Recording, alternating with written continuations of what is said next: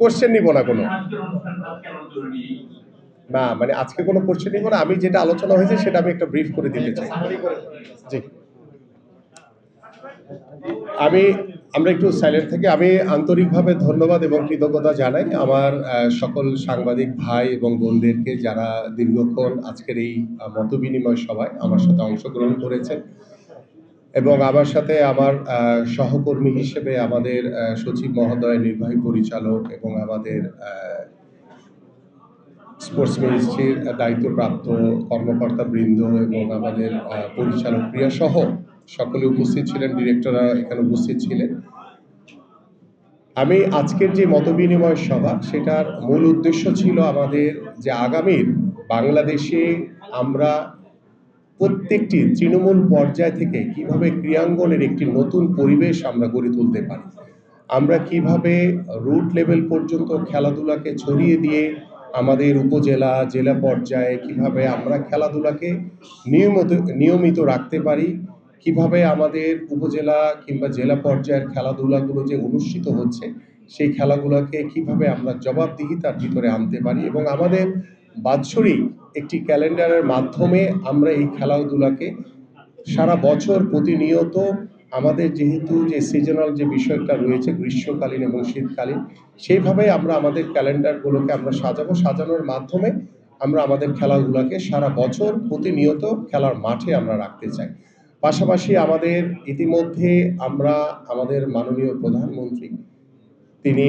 সিদ্ধান্ত নিয়েছেন যে আমাদের খেলাধুলাকে আমরা পেশা হিসেবে প্রতিষ্ঠিত করতে চাই এবং সেটারও বিষয় নিয়ে আমরা বিশদভাবে আলোচনা করছি যে কোন ক্রাইটেরিয়ায় কিভাবে আমরা সেটাকে প্রত্যেকটি খেলোয়াড়দেরকে একটি বেতন কাঠামোর ভিতরে নিয়ে এসে আমরা সেটাকে নিশ্চিত করতে চাই। পাশাপাশি আমাদের আগামীর বাংলাদেশে আমরা জাতীয় যে শিক্ষাক্রম আমাদের চতুর্থ শ্রেণী থেকে আমরা আমাদের খেলাধুলাকে বাধ্যতামূলক করতে চাই এবং সেই বিষয়গুলো নিয়ে আমাদের সংশ্লিষ্ট মন্ত্রণালয়, শিক্ষা মন্ত্রণালয়ের সাথে কথা বলে, শিক্ষামন্ত্রী প্রতিমন্ত্রীর সাথে কথা বলে আমরা সেটা নিশ্চিত করব ইনশাল্লাহ। পাশাপাশি সেখানে কোন কোন ইভেন্টকে আমরা গুরুত্ব দিব সেই বিষয়গুলো নিয়েও আপনাদের সাথে আলোচনা হয়েছে, সেটা আলোচনার মাধ্যমেই আমরা আমাদের ফুটবল, ক্রিকেট, হকি থেকে শুরু করে ইন্ডিভিজুয়াল যে খেলাগুলো রয়েছে, যে খেলাগুলোকে সর্বোচ্চ গুরুত্ব দিয়ে আমরা সাব গেমস কিংবা এশিয়ান গেমস কিংবা ভবিষ্যতে অলিম্পিকে ভালো কিছু করার যে কর্ম পরিকল্পনা বা চিন্তাভাবনা, আমাদের যে স্বপ্নগুলো রয়েছে সেই স্বপ্নগুলো যাতে আমরা বাস্তবায়ন করতে পারি সেই শুরুটা আমরা করতে চাই। আমরা বলবো না যে এটা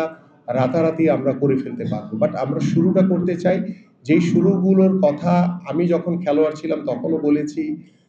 বিগত 17 বছর যখন রাজনীতির মাঠে ছিলাম মাঝে মাঝে আপনাদের সাথে দেখা হয়েছে, কথা হয়েছে, তখনও বলেছি, আজকেও আমি এই দায়িত্বশীল জায়গায় বসে একই কথা বলতে চাই যে যেখানে যেখানে আমাদের সমস্যাগুলো রয়েছে সেই সমস্যাগুলো কিভাবে দ্রুত সমাধানের মাধ্যমে, আলাপ আলোচনার মাধ্যমে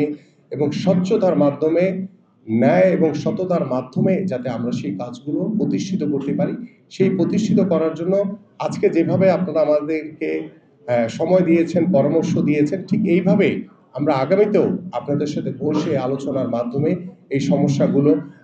সমস্যা থাকবেই আমাদের, সেই সমস্যাগুলো যখন যেটা সামনে আসবে সেই সমস্যাগুলো যাতে আমরা ধরে একটি একটি করে সমাধান করে যাতে সামনের দিকে এগিয়ে যেতে পারি ইনশাল্লাহ। ঠিক পাশাপাশি আমাদের যে গ্রামীণ জনপদ সহ আমাদের ঢাকা মহানগরীতে খেলার মাঠের অনেক অভাব রয়েছে এবং সেই বিষয়গুলো নিয়েও আমরা আমাদের সিটি কর্পোরেশন থেকে শুরু করে আমাদের বিভিন্ন জেলা পর্যায়ে যে খেলার মাঠের যে অভাব সেগুলো আমরা সংশ্লিষ্ট প্রত্যেকটি জেলার ডিসিদের সাথে কথা বলে কিভাবে আমরা দ্রুত এই খেলার মাঠ তৈরি করে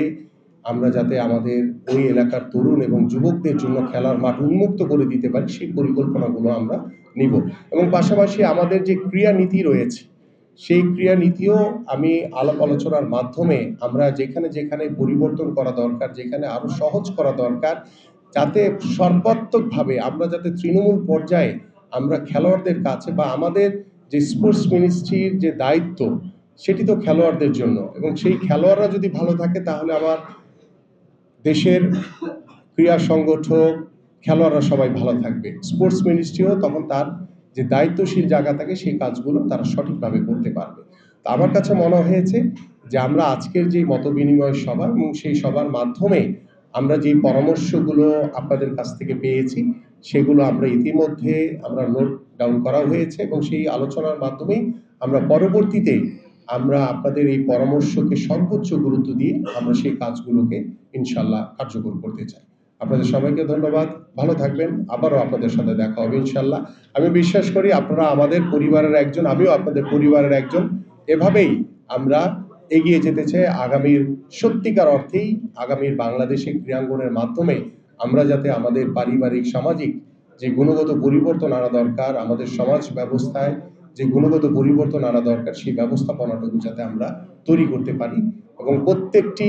বাবা মা চায় তার সন্তান লেখাপড়া করে কেউ ডাক্তার হবে, কেউ ইঞ্জিনিয়ার হবে, কেউ ব্যারিস্টার হবে, খেলোয়াড় হবে, এই কথা কিন্তু কেউ বলে না। বাট আমি চাই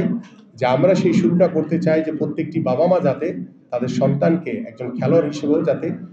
প্রতিষ্ঠিত করতে পারে সেই স্বপ্ন নিয়ে যাতে তারা কাজ করে। আপনাদের সবাইকে ধন্যবাদ, ভালো থাকবেন, সুস্থ থাকবেন।